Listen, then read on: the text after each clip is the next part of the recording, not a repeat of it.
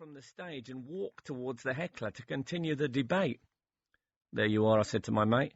"If the mountain bike won't go to Mohammed." If a son of mine had played football for England, I don't think I could have been more proud. My mate actually applauded. This is why I became a comedian. And yes, these two stories show why I love that mate more than I ever could have loved that stunningly attractive woman. I didn't begin my comedy career until I was 30. People have been telling me I should be a comic since I was about 6, but in a way, I already was a comic. I used to perform in the classroom, then in the pub, the factory, and now on telly.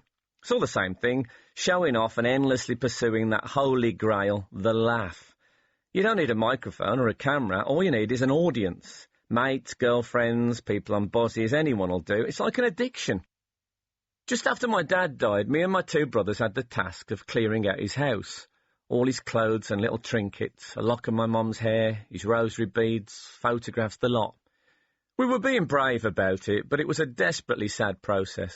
All three of us frightened we might find the thing that would, without much warning, leave us broken and sobbing. My eldest brother, Terry, was clearing out a cupboard and took out the remains of a cheap ornament that my dad had an affection for. Originally it was a bird perched on a branch, but it had got broken, and the piece that Terry held up consisted of only the base, a branch, and a pair of bird's feet still clinging on. No doubt somewhere deep in the cupboard was the footless bird, both pieces put there by my dad with the intention of mending them one day. One of the thousands of loose ends left behind when somebody dies suddenly. I took the broken ornament from my brother, the little feet severed just above the ankle, if birds have ankles. He looked at me but didn't speak. Neither did my other brother, Keith. They looked, but they didn't speak. I did. "Lot 16, who killed Cot Robin?" I said. We laughed like we used to when we were kids sharing the same bedroom. Those of you not familiar with the old song, Who Killed Cot Robin, will just have to trust me on this one. Anyway, though I feel I've always been a comic, I didn't actually make my stage debut till I was 30. So after putting it off for so long, what gave me the kick up the arse that finally made me do it? It suddenly occurred to me one day that it would be a terrible thing to be a 70-year-old man and wonder if I could have made it as a comic. To have tried and failed would be bearable, but to have not tried, to lie there pondering what it would have been like and to know that the chance had gone forever, horrible. After having these thoughts, I had no choice but to give it a go. Ever since that day, I do a lot of my decision-making with the help of the looking back when I'm 70 test. This has led me to doing my first West End play, taking part in a completely improvised live TV series, and to contracting a venereal disease from a woman I met in a nightclub in Moseley in the late 1980s. Here goes with a bit of autobiographical information. I was born Christopher Graham Collins on the 28th of January 1957 at 5:15 in the afternoon. My mother, Doris Elizabeth Collins, a slight dark-eyed teetotaler from nearby Oldbury, gave birth to me in what was then called Hallam Hospital in West Bromwich, Staffordshire, about 5 miles northwest of Birmingham. My birth certificate says I was born in the town of West Bromwich, in the area of West Bromwich, in the county borough of West Bromwich. So when people ask me why I support West Bromwich Albion Football Club, I explain that my decision was based on the only criterion anyone should ever use when choosing a football club: geography. You sit with a pencil, a ruler and a map, identify the nearest professional club to your place of birth, you buy a scarf with their name on it, and that's that. My dad was John Francis Collins, a heavy-drinking, sports-mad amateur pub singer with a big chest and a bald head who came from West Cornforth, County Durham. My dad always told me that he came down to West Bromwich to play for the non-leaguers Spennymoor United in the third round of the FA Cup in 1937 when he was 19. I'm not sure he actually made the final 11 that day, but West Brom managed to win 7-1. That night, my dad and some of the other Spennymoor boys sought out a local pub and got invited to a party by a bunch of Oldbury lads. My dad-to-be decided that these boys were a bit dodgy, so decided to give them a false name, Len. At the party, he saw this pretty dark-eyed girl and asked one of the Oldbury boys if he knew her. "Yeah, it's my sister," he said. "I'll introduce you." And my mum called my dad Len, till her dying day.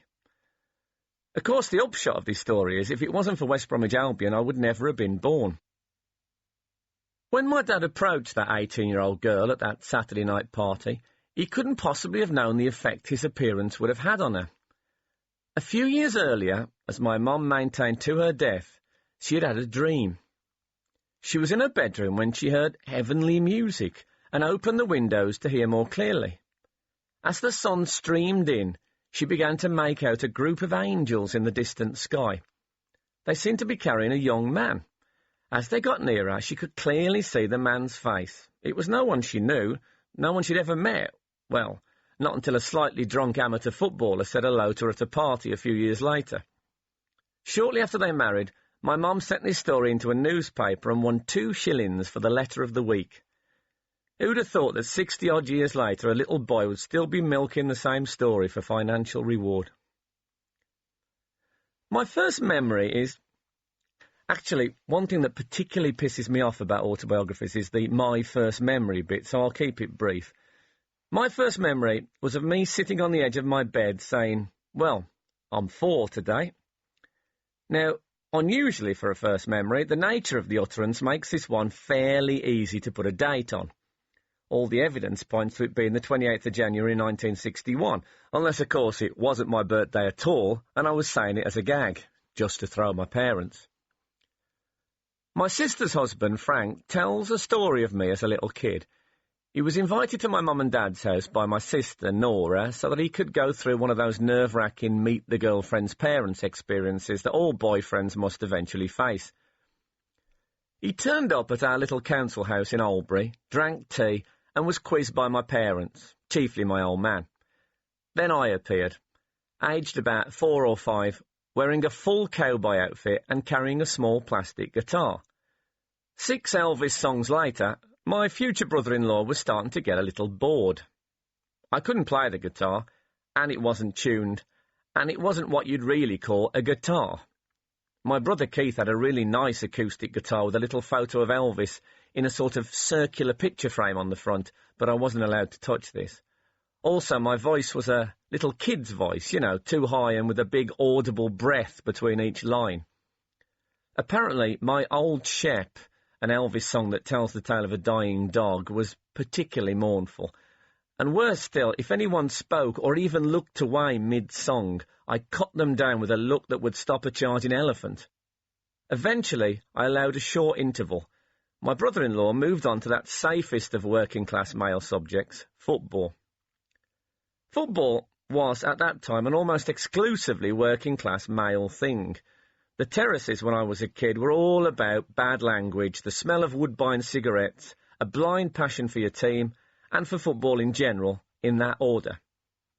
I remember a bloke standing next to me calling one of our defenders a lazy fucker at fairly high volume. Another chap just in front of us turned and asked him to curtail his language because he had his young son with him. The swearing man said, "Look, mate, I work in a fucking factory 5 days a fucking week having to bite me fucking tongue all the fucking time in case I say too fucking much and get myself into fucking trouble. I come here to watch me fucking team and be myself and say whatever I fucking like, so fuck off." I only remember this speech so well because I've been quoting it ever since, originally because, like most 11-year-olds, I thought swearing was really funny, but in more recent times because I think it says more about what football means to real football fans than any beautifully written hardback with a weeping Gaza on the cover. The father of the small child didn't look frightened or insulted. He just nodded as if he understood and carried on watching the game. So, anyway, my brother-in-law pointed at me, sitting in my cowboy suit, guitar at my side, easing my thirst with a dandelion and burdock before I bounced back for another 3 or 4 numbers. "Is he going to be a footballer?" he asked. "No," said the old man. He slapped the top of our 10-inch black and white telly. "He's going to be on this." So, piss buckets in the bedroom. Shortly before he became Prime Minister, I interviewed Tony Blair on my chat show. We were discussing working classness, and I explained my theory that, of course, when it came to criteria for identifying someone as working class, profession, accent, education and leisure interests were all important. But the best rule of thumb definition